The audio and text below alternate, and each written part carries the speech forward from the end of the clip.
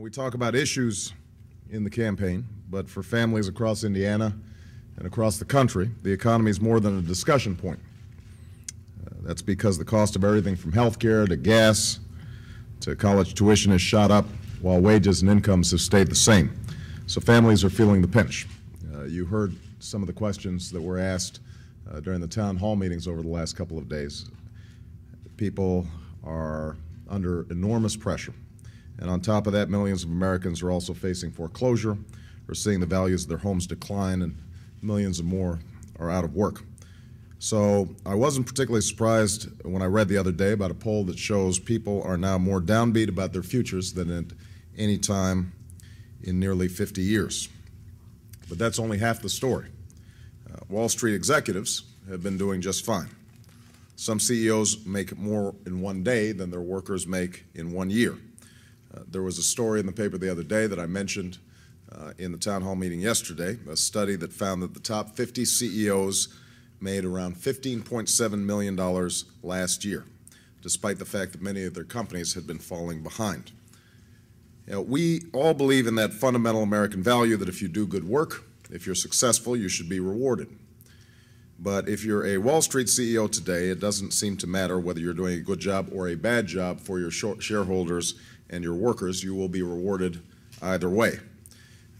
Give you a couple of examples. The home building company KB Home, they lost nearly $1 billion last year, but their CEO walked away with $6 million in cash bonuses on top of his $1 million base salary.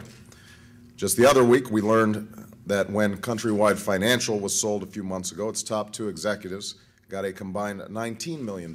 Never mind that Countrywide was as responsible as anyone for the scandalous mortgage crisis we've got today, a crisis that's the source of many of our other economic problems. This is an outrage, but as I said in a recent speech at Cooper Union in New York City, it isn't an accident because of decisions made not just in boardrooms or trading floors, but in Washington. Under Republican and Democratic administrations, we failed to guard against practices that all too often rewarded financial manipulation instead of productivity and sound business practices. We let the special interests put their thumb on the economic scales, using their clout to rig the game against everyday Americans. So what we need to do is restore balance to our economy and put in place rules of the road to make competition fair and open and honest. And one place we can start is by restoring some common sense in executive pay.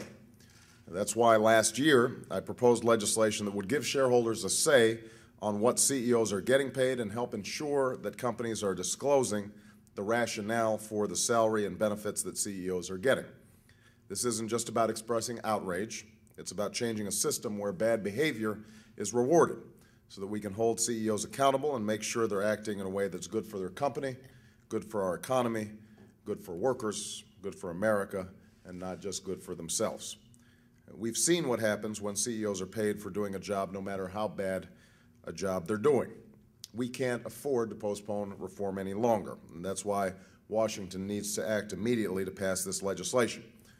Now, I know Senator McCain had some sharp words the other day about what some CEOs are getting paid, and I was glad to hear it. But when he has had a chance to do something about this problem, he's opted for the continued do-nothing approach of the Bush years, and this seems to be a trend with Senator McCain. Yesterday, he finally proposed some steps to deal with our housing crisis, and I'm glad he's moving in the right direction, but what he's proposing isn't enough to really help struggling families. So I respect John McCain, and I believe he will be a worthy opponent, but we can't afford another 4 years of policies that don't make a difference in the lives of ordinary Americans, and that's what John McCain is offering. We need a president who understands the fundamental truth that's been at the heart of America's economic success, that each American does better when all Americans do better, that the well-being of American businesses and the American people need to be aligned. That's the kind of leadership the American people deserve, and that's the kind of leadership I intend to provide as president.